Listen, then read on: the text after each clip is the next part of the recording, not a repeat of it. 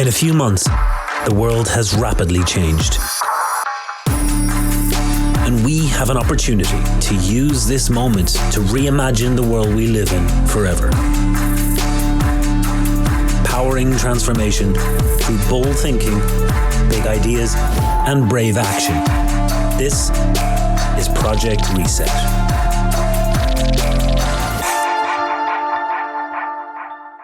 Hello and welcome to Episode 2 of the Project Reset series brought to you by Mission Winnow. I'm June Sarpong and today's episode is called Unsocial Media. I'm excited to be joined by three leaders in the space, and we'll be discussing how we are impacted by social media, how we are using it during this crisis, and where we move things forward to. So I am joined by Chidera Ugera, who is aka Slumflower, a Nigerian British writer, fashion blogger, who's known for her book, which is probably the book of COVID, What a Time to Be Alone. We're also joined by Julian Wheatland, who was formerly the chairman of SCL Group and the COO and CFO of Cambridge Analytica.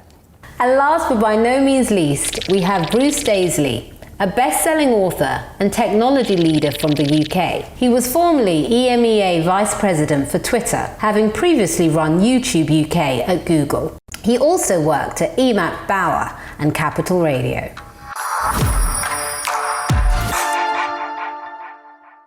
So we're going to start the conversation looking at fake news and the war on hateful content. A lot has been happening over the last few months. Of course, we look at what's happening in terms of the COVID and all the conspiracies around that. We are looking at all the news in terms of fake news, even being told what works against COVID and what doesn't, and whether or not this started as a way of reducing the global population. Some of this stuff, sadly, is getting through. And I think we have to talk about how we move the conversation to a point of actually finding real solutions as opposed to being centered anywhere near some of the conspiracies that we're seeing. So I'm going to start with you first, Chidera. What do you think the responsibility of platforms are to actually police and regulate some of the content that is on there? And actually, who is the arbiter of free speech? Well, it's difficult to answer because these platforms initially were created for us to socialize, share images, share our thoughts. I don't think anybody who created these platforms thought we're going to create a hub where we can churn out media, filter through some fake news, mix it up and create a society where we're all divided by our opinions, our fears. And it's hard to be optimistic knowing, especially as a Black person, knowing that these platforms aren't built for people like myself. The algorithm isn't just this neutral entity. The person that's telling it what to do has its own bias, and that bias is often never in my favor. What protection measures do you think should be in place? Social media can't be the only place where we implement these protective measures. We also have to look at the media. Media plays a very fascinating role in kind of like stirring the pot a little bit and allowing the outrage to manifest and become clicks and views. And so when you now meet media and social media, you get this really dangerous, explosive combination. And social media platforms and media outlets have got to work hand in hand to create some sort of set of ethics and go over what morals mean, because it's hard when the people who get to decide and determine what morals are also are the group of people who hold the most systemic power. Yeah. Let me come to you next, Julian. Obviously, if I pose the question to you, in your role at Cambridge Analytica, some have accused you as perhaps exploiting some of the things that are possible on social media in terms of disinformation. Having seen perhaps some of the loopholes on these platforms, what do you think should be done to close that gap? in reference to disinformation. I don't think that Cambridge Analytica ever was involved in disinformation. Okay. And that's not a legal disclaimer, but it actually goes back to what was being said a moment ago, is that people like to promulgate the things that they want to believe in you rather than things that, rather than facts. And that's a root of a lot of fake news. You know, there was a point at which I had to get off all of social media just because of all of the hate that was being directed on a completely boundless basis. But Cambridge Analytica made mistakes. It was what it was, and I don't want to spend a lot of time going on about that. But when social media was started, it was what unites us defines us, and now it's almost morphed into something which is what divides us defines us. Correct. It's been an element in creating a hugely polarized society, both on social media and off social media, and it's pervasive across all branches of media, both in the print media and the TV media. It's partly driven on social media by the algorithms, where the social media companies want to keep pinging you. They want to keep showing you things which will either agree with you or shock you. But also it's, off social media, the TV companies in America are almost campaigning organizations of one side of politics or the other. So it's really quite prevalent. The question you ask is, what do I think should be done? I think it's hugely difficult. Twitter started putting labels on some of Donald Trump's tweets. Are we appointing Twitter, are we appointing Facebook to be the arbiters or the filters of what's news and what isn't news? We start to move into an area where we're talking really about censorship. And whilst I abhor a lot of what is said, isn't there something about democracy where we should stand up and defend people's right to say it? So I think this is a hugely complicated question. And sadly, I feel like the solution is likely to need to end up being greater regulation. Social media is not optional. And when people say, well, you don't have to be on Facebook, you don't have to be on Twitter, in a large part of society, not being on Facebook is equivalent to tantamount to social exclusion. And so we need to view it as being almost a necessary social service, a little bit like the water company and the electricity company, recognize that it's a utility and regulate it as such. And then at least we have some input of elected representatives or elected representation that is going to control if there is any censorship that needs to go on. Bruce, I'll pose the question to you. As somebody who did work for one of these platforms up until 6 months ago, do you think they need to be policed more? But the danger, of course, of simple answers is that they often don't necessarily capture the nuance of what's going on. But I do believe that most people who work in social media would say that some degree of regulation is probably inevitable and probably a good thing. What Twitter has tried to do is, in recognition of the fact that this is so complex, it's tried to do a lot of its working out in public. So Jack Dorsey, he does a lot of interviews. You'll find, if you search his name, that very often he's on media publications. He goes and addresses both the houses of the US Senate and the House of Representatives. He tries to get out there and articulate what they're doing. Why? Partly to articulate how complex this is. And the second part, to try and exhibit the way that these decisions are being made. So it's immensely difficult. Witness, we're in a year where regulators have got involved in trying to be the arbiters of what a generation of teenagers got in their exams. And we've seen a catastrophic, a calamitous result. And I think that should give us all a cautionary note about the danger of algorithms and the danger of regulation being seen as a simple silver bullet. Should there be a way that we listen to what the public are saying? Because the public themselves are actually concerned about the data and the way some of the platforms, including the one that you used to work for, use our data. And actually, if that is legislated, will that change the way that we actually interact with some of these platforms? The issues that affect Facebook, for example, are very different from the issues that affect Twitter. I mean, specifically on Twitter, a lot of people tweet anonymously. What you might say then as a solution for that is, I think people are talking about maybe there's a different filter where people can verify their identities on Twitter.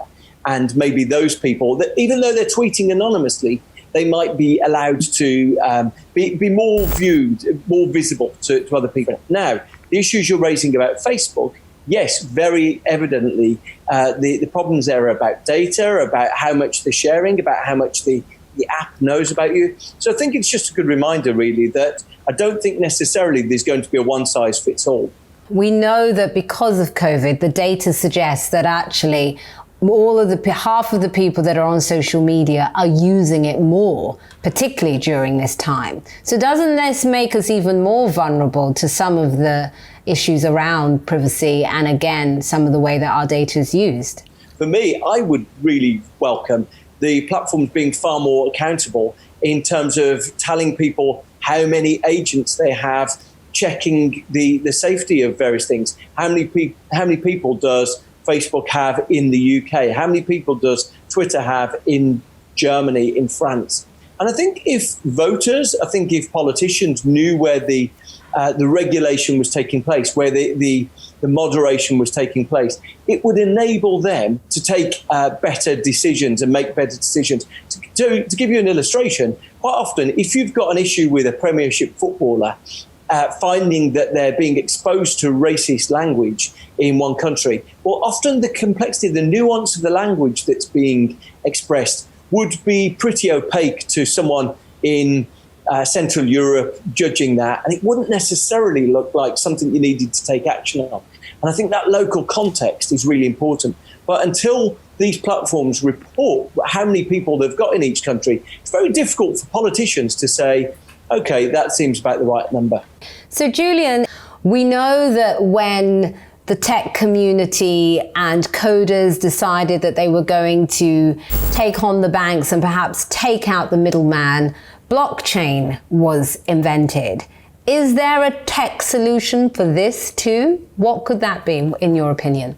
I think there probably are tech solutions to this, but again, when you're filtering information, you're still reliant on people's interpretation of what's true and what isn't true. I could say one thing, and two of you could disagree with me and one of you agree with me. It's a very subjective thing, and we don't have a tech solution for analysing that subjective interpretation. And I think even with our full artificial intelligence and data analytics, we're a long, long way away from getting that. How do you think we get to a place? Because I'm fascinated in how we get to a place where we can have a civilized discourse, and then actually, even if you disagree, there's not that we're saying you need to agree, but how do we respectfully disagree? Because that seems to be the thing that is completely missing on social media.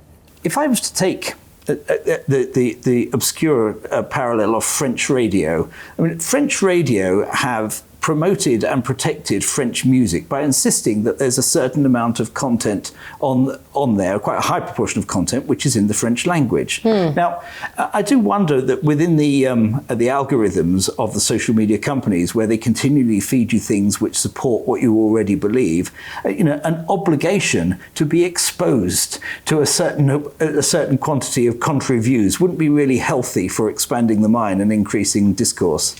Yeah, it's fascinating because that was one of the hypotheses that we actually tested. So what we started to do at Twitter was we started to show in people's timelines content from people that was maybe either in their wider social circle that disagreed or gave a plurality of different opinions. And we started to try to give a slightly more diverse perspective. And to Julian's sort of hunch, it was one of the most unpopular things we ever did. And I think it just gives you an illustration, really, that a lot of us feel that everyone else should get a diversity of... We're comfortable in our echo chambers. But in ours, we're very comfortable in curating it ourselves. So we got such a negative response, and influential voices would say, what the heck is Twitter doing? I don't need to hear the other side. I'm very sure that I'm in the right here. And so we had to abandon it. So absolutely, I think it's an illustration of how sometimes you can optimize for these things. You can try and bring in a bit of reason, understanding the other side's perspective, and it's never quite as easy as you would hope. Chidera, do you think that because of all that we're experiencing during this COVID crisis, and we are experiencing this collective trauma, even if it's different in terms of how we're experiencing it, we are all impacted by it. Don't you think that that's also allowing us to be able to understand the other better? And actually, perhaps post-COVID, the way we interact with social media might change because of it? I'm noticing that right now the in thing is wholesome content. Yeah. Because there's a lot more people using these platforms, you see a lot more things get a lot more retweets and a lot more likes, a lot more engagement. So people are loving the more simple things now. Like you could see someone make a tweet like, my dad always wears this silly hat to work and it's so innocent and cute, and he doesn't even know the way we're celebrating frontline workers, clap for the NHS, all of that is being completely amplified by social media. In a way that without it, we wouldn't have that same level of impact, I would have thought. It's also allowing us to learn new ways of using language. It's pulling us into social justice, whether we are reading the books or not. If you're not reading the books, you're reading the tweets. You're seeing it on your timeline and the posts. And that's definitely closer than nothing, because if we were in the 90s right now and we didn't have social media, there wouldn't be as much of an immediate social pressure to clue yourself up on what certain words mean or what the world really looks like and what that means for certain people. How do you balance your career, because so much of your career is on social media and is about connecting with your followers, versus you as a consumer and an individual? How do you find that balance? So if you come off social media, in a way, you're kind of interrupting the work that you do. It's very hard, because once you reach a certain number of followers, let's say you hit the 10K followers threshold, once you're there, it's almost like you're no longer a person, you're now just an account, and people can just throw their outrage at you. People can genuinely choose to misunderstand you, and you can't tell if it's banter or if they're being serious. And this happens to me a lot, where every single thing I tweet or every single caption I post or every single story I upload, I have to prepare to be misunderstood. And that's very exhausting. If people don't feel like they can relate to you or your lifestyle or your state of mind, then they're going to attack it. And it can be quite hard, because you can't tell the difference often between critique and someone just projecting. But a lot of times what's difficult about critique is the people who often are put in a position of receiving the most critique are black women, and it's a difficult conversation to have about how we handle black women. Because you're dealing with care racism and misogyny. And social media. Racism and misogyny. And that meeting social media is very dangerous, because, you know, we don't have any systems in place that are going to filter through these new words people are using and filter through language trends. Like the same way the algorithm knows what kind of antibacterial flavor I'm gonna like from just hearing me talk to someone, is the same way I wish the algorithm would somehow be committed to learning the vocab that we use, so that it knows when someone is being attacked unfairly. And I think that is possible. Like if we can, we know it is. If we can travel to Mars and the moon and build rockets, of course we can create technology that will have the intention of creating social justice. I think there is repair, it's still redeemable, but it's a lot of work and it's urgent, and I guess the urgency paired with how much work there is to do just makes people feel very helpless. Do you think it is even possible to stop perpetuating echo chambers? Because your suggestion was perhaps the idea of feeding us with polarizing content, but what Bruce has shown us is that when it's done, we don't want it, and actually we don't engage with that content. So is it actually possible to even do? It may be. I'm sure it's not easy. I mean, Chidera made the point that the thing that distinguishes social media is we choose what we look at. The other thing that distinguishes social media is that it tends to be dominated by the extreme. Yes. It's the loudest voice which becomes dominant. So we have to experiment with things, but maybe actually what we should do is we should limit everybody's ability, limit the amount of bandwidth on social media individuals can take up. Or maybe we should force everybody to contribute a certain amount in order to be able to receive a certain amount. And maybe that would balance out the discussion a little bit, because the one thing I do think is the extremist debate that we see on social media is not the same debate that we experience in life. So there's a good news element to that, which is it hasn't turned us into rabid arguers in our everyday life. Not yet. But equally, I think that if somehow we could get the discussion and get the contribution to be more inclusive, that would go some way to it. Yeah, I think, right now telling any teenager that they need to limit their bandwidth on TikTok might be a fascinating challenge I'd love to see. Look, for me, all roads lead to empathy. One of the things that in hindsight we struggle with through screens is we struggle to empathize. It actually is a really interesting lens to look at this remote working experience that we've got. Because if companies increasingly become sort of this distributed farm of workers opening their laptops in the morning, if there's an empathy gap among colleagues, I wonder if that's going to be one of the things we look at and worry about in the next 5 years. I wonder, do you think the fact that we were all at home or not in the workplace in the same way, we all had more time on our hands than usually, and so therefore we didn't have our usual distractions, and we're able to see this horrific killing in the same way on our screens, and therefore not able to turn away from it, which is, I think, in part why you have this empathy, this outpouring, not just from those who experience systemic racism, but actually those with privilege and agency in our society. And I wonder if we are looking at the positive aspects of social media, that is really why this outpouring was as global as it was, because we all had a way of interacting with this content probably sent to us by people that we love and trust and care about, or at least admire and listen to, which meant that we had to engage with it in a completely different way than even if it was just on a television screen.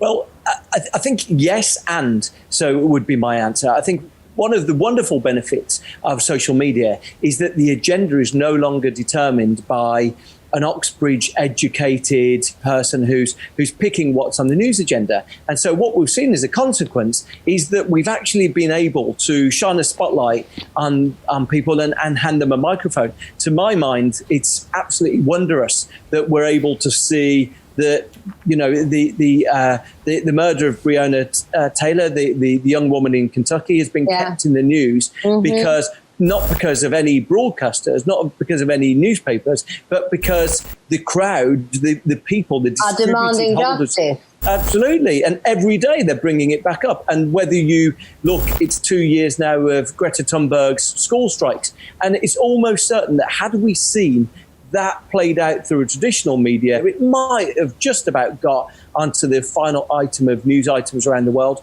but we would never have seen this mass movement. And so I can't help but be optimistic that by distributing the source and the focal point of attention, we're actually seeing figures who inspire us with their vision and shine a spotlight on injustice, but also give us reason to hope. And I tend to err on the side that optimistically these things will be a force for good rather than for ill. So, Chidera, if I bring you into the conversation, you've already spoken about some of the things that you've experienced on social media as a Black woman, as a person from an underrepresented group that speaks truth to power daily, constantly. What does Black Lives Matter mean to you? Black Lives Matter means Black Lives Matter. Like, it means my life matters unconditionally. I think often when people say Black Lives Matter, it's still conditional. What we need to all keep in mind is that until Black lives completely matter, And until we see how much Black lives matter, then no other lives are going to matter and no other lives are going to be safe. Because the reality is, once the most marginalized members of society receive full safety and full welcoming into society, everybody else who's higher up on the privilege ladder will automatically live a much more convenient and safer life. But what's difficult about mentioning that in conversations to do with social justice is that often people who belong to marginalized groups like myself, we feel like we have to encourage white people to understand that, hey, you can benefit too from our justice, and really you shouldn't have to benefit from someone else's justice to see why you need to play a role in balancing out the social dynamic. Can we talk about the examples of where it has been effective? Because there are so many where actually people power have used social media to speak truth to power and actually hold our leaders to account. Are there examples that you think, wow, I'm so proud to have seen that, or to have even been part of that? Yes, Monroe Bergdorf. She's an incredible example. Who She's we both adore. Yeah. Absolutely love her. She's a Black trans woman. Yeah. And she was one of the first few people in the UK, especially on a massive a televised media platform, to call out racism for what it is, with her stats, with confidence. She really held herself well. Not only that, but the way that she was involved in a L'Oreal campaign, and she was taken out of that campaign for speaking up. And then in June, when all the blackout squares were happening on Instagram, L'Oreal made a post with a black square saying, speaking up is worth it. And everyone was like, no. And this is where I really saw community on social media in a positive way come into full effect, where I've never seen a comment section just full of angry blue ticks. All the blue ticks were like, no, L'Oreal, you're not going to do this, because when a Black woman spoke out, you removed her from the campaign and you put her in the brutal firing line. And now, long story short, Monroe has been employed by L'Oreal to be on the diversity board on a very lovely, handsome salary. And I'm like, yeah, that's how you do it, because she was always right. And this is the thing where Black women often have to wait a very, very, very, very long time to finally be told you were right. Thankfully, Monroe was told she was right while she's still alive.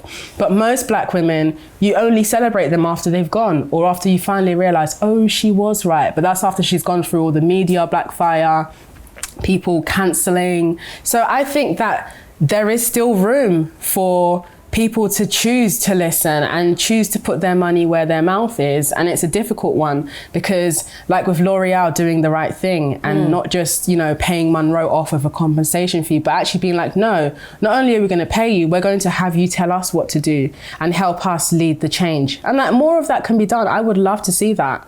Julian, if I come to you, I'd love us to talk through some of the data. In the 3 days after George Floyd died in police custody, hashtag Black Lives Matter was tweeted on average 8.8 million times a day. And then the following 2 weeks after the event, on average nearly 3.7 million times a day. And the New York Times are saying that perhaps it's the largest movement in US history. And if you look at the conversations that are now being had around police brutality and institutionalized racism, perhaps some of the changes that may come in legislation as a result of it. If you look at the impact of this versus even the civil rights movement of the 60s, it seems that this has even spread further and faster. Do you think it is because of social media that it's had the impact that it's had? I mean, there is no doubt that it would never have exploded in the way it exploded without social media. I mean, it took over social media and it spread like wildfire. We're talking about something which happened in an American city and it went international. If it hadn't happened in COVID, I think it wouldn't have been the same as well. The point that you were making earlier, it's not so much that people's ability to be able to turn away from it, but it's the fact that within COVID, there was nothing to distract from it. And so people weren't going about their normal daily lives. They weren't forced to go and catch the bus, get to work and, operate the till or whatever it was. And so it remained on people's lives, on people's minds in a much stronger way than it would have done had life been carrying on normally. Yes. People were shocked by it. I mean, it was very shocking footage. It was appallingly shocking footage, and it was an extreme example. I know there have been others, but it was an extreme example. And then there was the part played outside of social media by our political leaders. I mean, one in particular, it was almost astounding, his ability to find himself on the wrong side of history. And that in itself created a social media, a viral social media and footage of that behavior, which was almost as shocking as the original event. And all of these things came together. And the particularly interesting thing about this was it jumped the divide. So we talked about the fact that that social media is very divided, but this was powerful enough to jump the divide. And yes, of course, there were some people still denying that there was an issue, but for the most part, it became omnipresent. And that was really quite striking, and frankly, very exciting. But in terms of the powerful good that social media brings.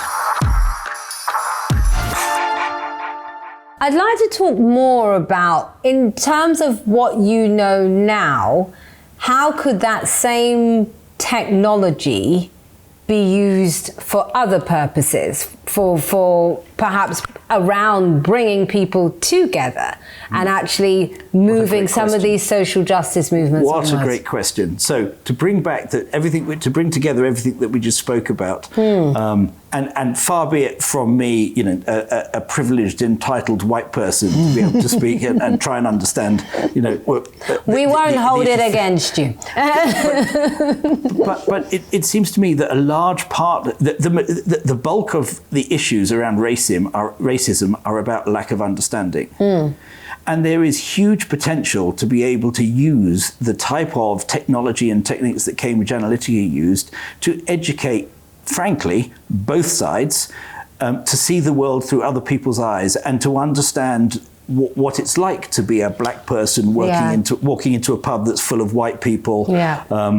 And that type of directing the type of technology that was used by SCL originally and then Cambridge Analytica to addressing social issues, to my mind, is probably the most exciting potential use of it. I'm going to bring you in, Bruce. Is that now the responsibility of platforms like Twitter and Facebook to actually make it part of their active duty to look at bringing us together? And if we see the success of the Black Lives Matter movement, in a way, you can build more trust with communities when you are seen as a force for good, as opposed to a force for division. Well, certainly I think the potential for the platforms to be used in that way would be helpful. I would question whether that should be the role of the platforms. To give you an illustration, they're obviously immensely difficult and complex issues that often have a religious connotation around the world. And obviously there are going to be different religions, different states who might want platforms to have different opinions if that was the case. And I think it puts a platform in a very difficult position if it's trying to arbitrate against those things. But, I'm inspired by what Julian says, that it's an illustration that these platforms can be used by people for good and for bringing people together, even if I'm quizzical whether it should be the platforms themselves doing that. Okay. But somebody should be. Maybe that's your next challenge. To give you an obvious one, and one that I would not want to editorialize on, but you can imagine that quite often within social media companies, there's a very strong movement towards and support for the Pride movement. And very strongly, I support that myself. If you go to Saudi, if you go to other countries, they would have a different perspective on that. Right. And of course, we might take a moral tone on it, their religion might dictate that they take a different tone. And unpicking that and solving that problem is far more complex than I could hope to wade in and have an opinion on here. So how do we then reconcile, if profit is the thing that's driving all of these companies, then surely the decisions aren't necessarily about what's best for people or for their users. The decision is about what's best for the bottom line. How do we move beyond that, do you think? Well, I think this is where a degree of transparency is the most important thing. I think if people knew that regulating YouTube, there was 10 people in the UK, or whatever the number is, then it would obviously have a very material impact on the debate that we had. And people would say, okay, now I know that it's that few people, I now believe that we should be doing something more. So I think a degree of transparency and accountability is probably the first step. That, there might be small countries who say, people in Ireland might say, wow, I was astonished that so few people were actually dedicating themselves to sustaining the quality of conversation on these platforms. So to my mind, it's about baby steps. It's about trying to have a degree of transparency. There's probably, in the same way that we have an ombudsman in most areas, probably the scope to have an ombudsman that doesn't necessarily want to intrude in setting a new algorithm, but more holding the platforms to account for the decisions that they're making. I'll come back to you, Julian. Do you think that we are a product of social media, or is social media a product of us, or a combination? The obvious answer has to be a combination, doesn't it? I mean, it isn't a one-way street in either direction. We beget social media, and social media is now paying back into society and delivering for us. And both are evolving. Our interactions with social media during the COVID crisis moved on apace because the intensity of them increased so much. And I think that, coming out the other side, it won't be the same, but nor do I think it will be the same in 2 years' time. Social media is...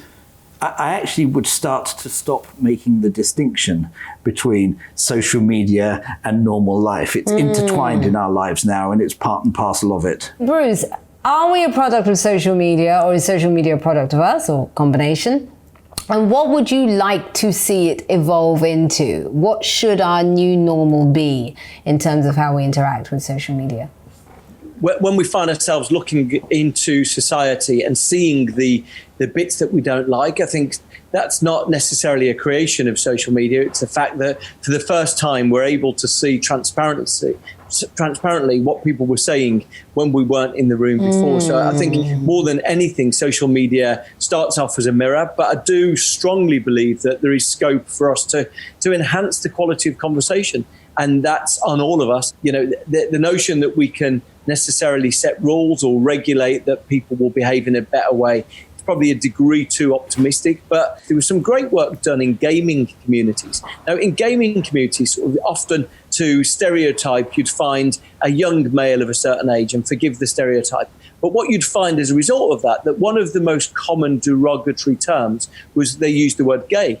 In fact, what you discovered was that when the people who used the word gay, when they lost a game and they used the word gay, when you told those people that they were the trolls, they were initially astonished because they believed that the trolls were the other people, that it wasn't them.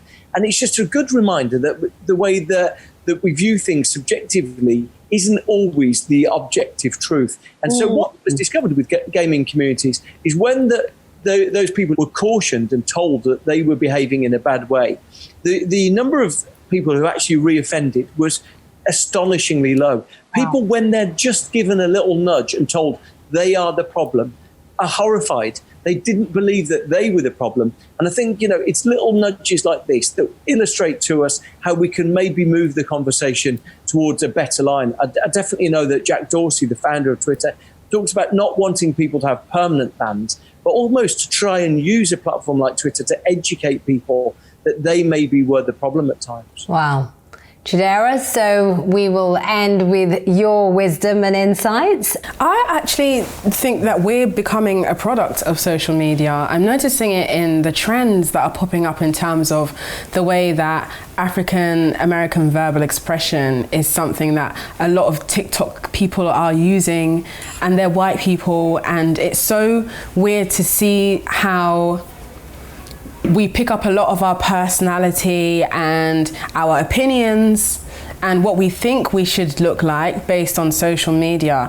And I'm seeing a very worrying future where we forget that the person we are offline is way more valuable and way more precious than the person we are online. And the pressure exists for everybody to perform a very high functioning, happy, I guess politically nuanced to an extent version of yourself so that you can, be accepted and fit in. But ultimately, with the direction things are moving, I just hope people remember that activism begins at home. And no matter how much social media moves in the direction of social justice, and like when George Floyd died and everyone uploaded the black square and gave up 2 weeks later, it goes to show that the real activism is your relationship with yourself and then those closest to you, and what sacrifices you're willing to make in order to contribute to the change that you deep down do want to see. And most of those sacrifices will be uncomfortable and inconvenient, but the revolution was never meant to be comfortable or convenient, and the revolution was never meant to be marketable either. And so that goes for everybody, whether you're a social media influencer, whether you work at these platforms. You have to know that the revolution is not going to be something that will go down everyone's throats as easily, and you have to be prepared for some losses, because there'll be greater gain, and that gain will be us actually generating and accessing empathy through understanding each other. So I strongly believe it can be done, and if we are going to be products of social media, let's learn the behavior that encourages us to be introspective and to be gentle, because we're all just fragile souls at the end of the day. And to be kind. Thank you so much, Julian, Bruce, Chidera. It's been an absolute pleasure having the three of you participate in our unsocial media conversation. Look forward to continuing this discussion, and thank you all so much for watching. I hope you've taken as much from it as I have. Bye.